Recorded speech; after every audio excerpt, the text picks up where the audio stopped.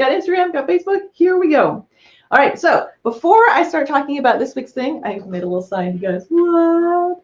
That's right. So my Facebook group, Blue Space Moms. Oh, let me introduce myself. My name is Lauren. I am a family documentary photographer, but I also run a Facebook group called Blue Space Moms.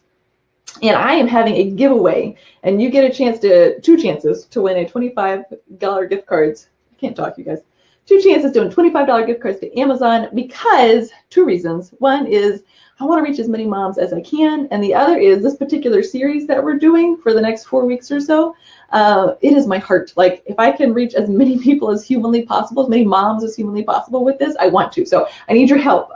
So the first giveaway is going to be for bringing people into the group. So Facebook makes it really hard to have people join the group. I can do ads, but I can't link directly to the group. They can't just punch a button that says join group unless the group is public. And this is a very vulnerable space that I've created in this group, and I really don't want it to be public. So that means I need my people in the group to help me. So if you're not in the group already, I haven't updated the text that goes with this live video, but I will. I will put a link to the group in this text.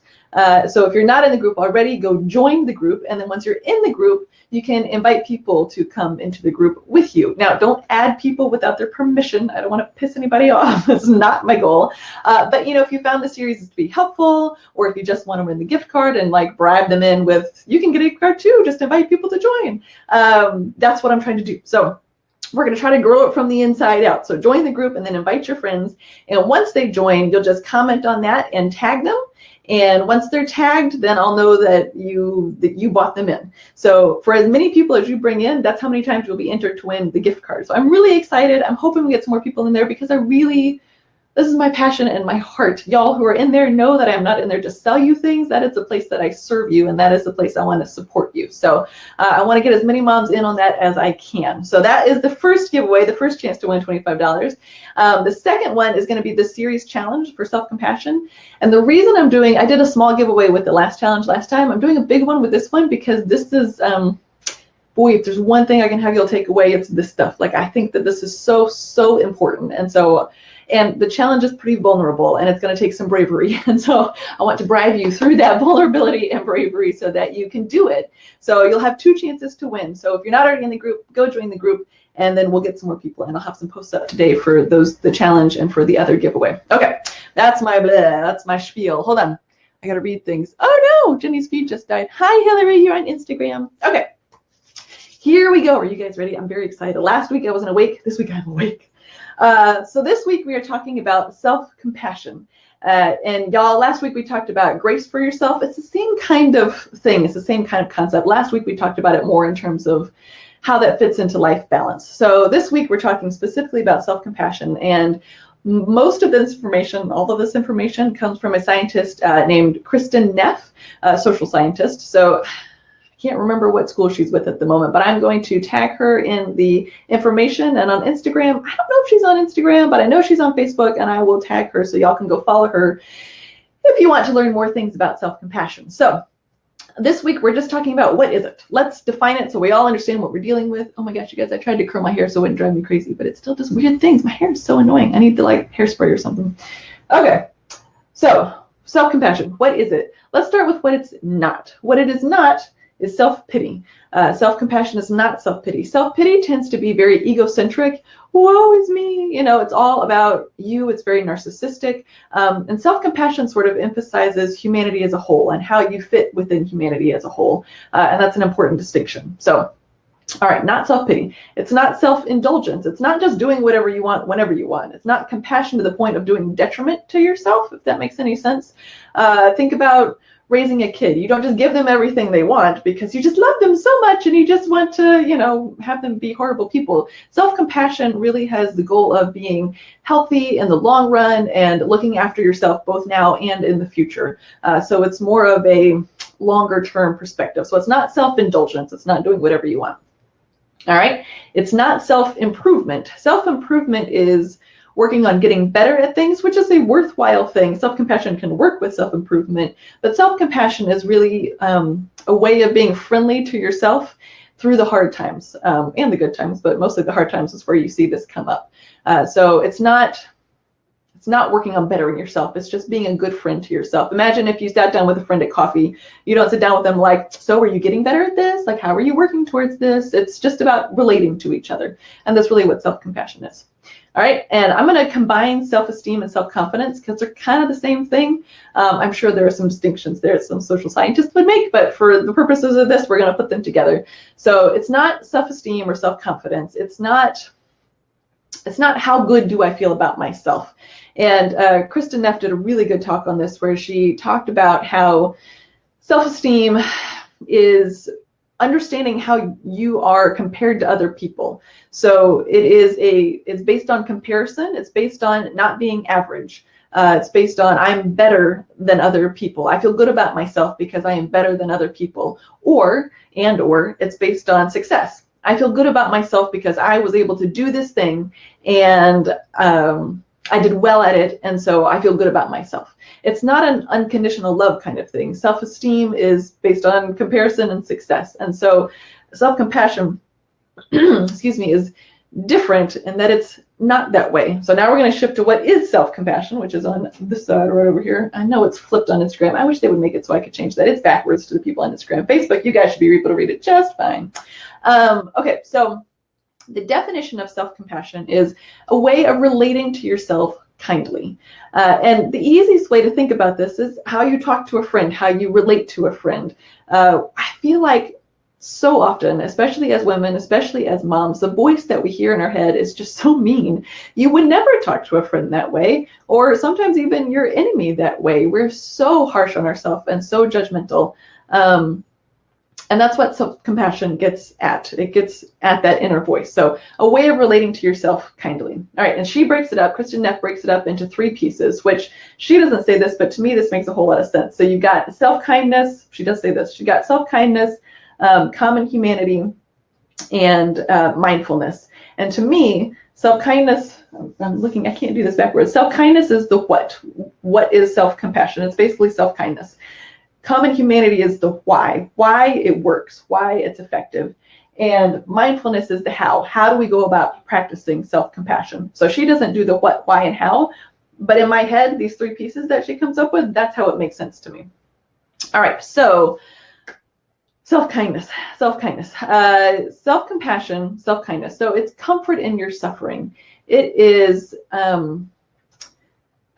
speaking to yourself kindly, speaking to yourself as a friend. When life gets tough, when you make a mistake, you don't berate yourself.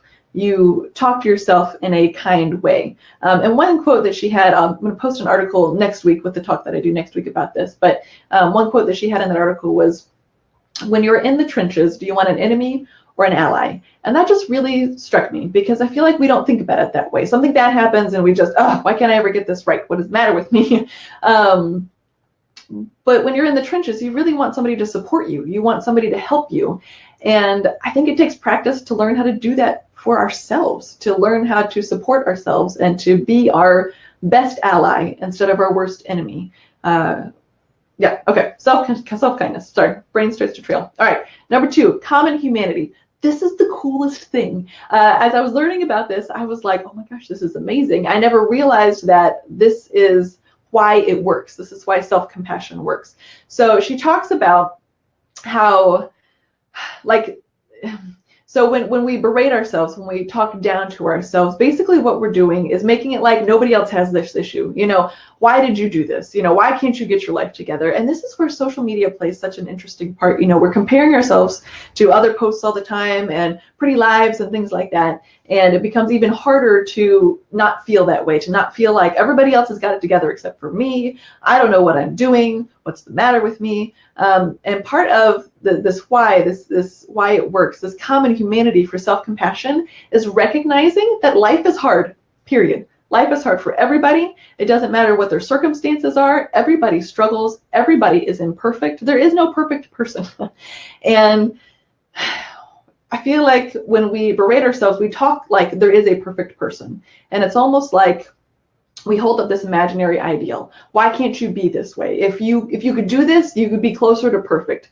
And if that's not the goal, if the goal is just we're all doing life, we're all imperfect, we're all just running our own race, a very different way to think about it. It's a different way to go about it. So when you talk to yourself, when something goes bad and you talk to yourself in a negative way and you say mean things to yourself and you act like nobody else has this problem except for you, what it does is it creates this sense of isolation. And this is the really cool part. It creates the sense of, I'm different than everybody else. I have a harder time with this than anybody else. Nobody else struggles with this. And suddenly you don't feel a part of the whole anymore. You feel alone. And biologically, physiologically speaking, what that does is release all the cortisol and stress hormone kind of stuff, because you feel alone. And part of being a person is feeling connected to other people. Oh my gosh, it's so cool. I was listening to that last night. I was like, that is so awesome.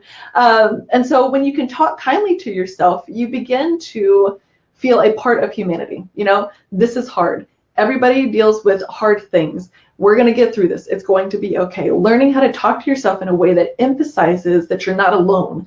And what that does is release the happier hormones, the cortisol and things like that. Physiologically speaking, it keeps you from going into fight or flight mode. And it helps you to feel calmer about it and to be able to handle it better and to face it and be able to move through it. So I thought that was really cool. I had never thought about self-compassion emphasizing the common humanity that we all share.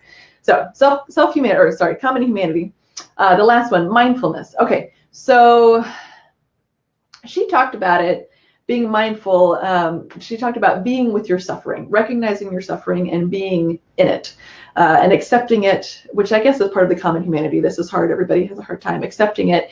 And then that enables you to better move through it. And excuse me, she also talked about your inner voice, which is, when I think of mindfulness for this, that's how I think about it. I think about how we talk to ourselves. Are you saying nice things, or are you saying mean things to yourself? And the mindfulness of that comes in when something bad happens, stopping before you ever say anything in your head. Well, the first step is to recognize what you're saying, right? The second step is to stop before you say anything to yourself and being aware of what you're going to say, and then shifting it to be something compassionate towards yourself as opposed to something negative towards yourself. The inner voice is loud, you guys.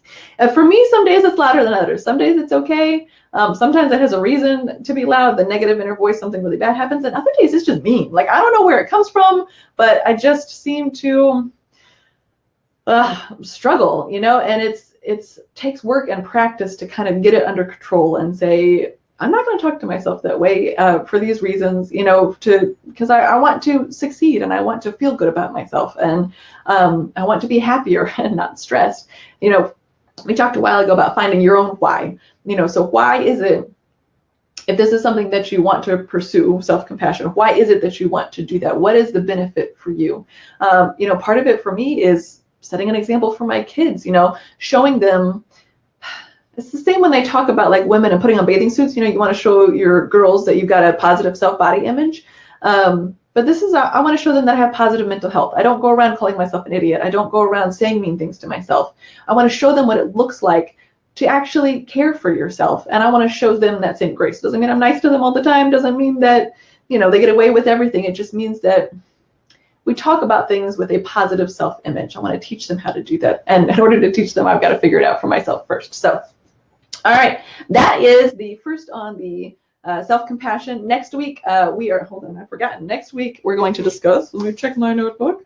Oh yeah, hearing your inner voice. So we'll talk a little bit more about how to do that and how we're going to work with that. So that's going to be next week. And don't forget, I'm going to hold it up again. Don't forget. So if you're on Facebook, join Blue Space Moms, and then invite people to join the group too, and then tag them in the comments. I'll have instructions in there.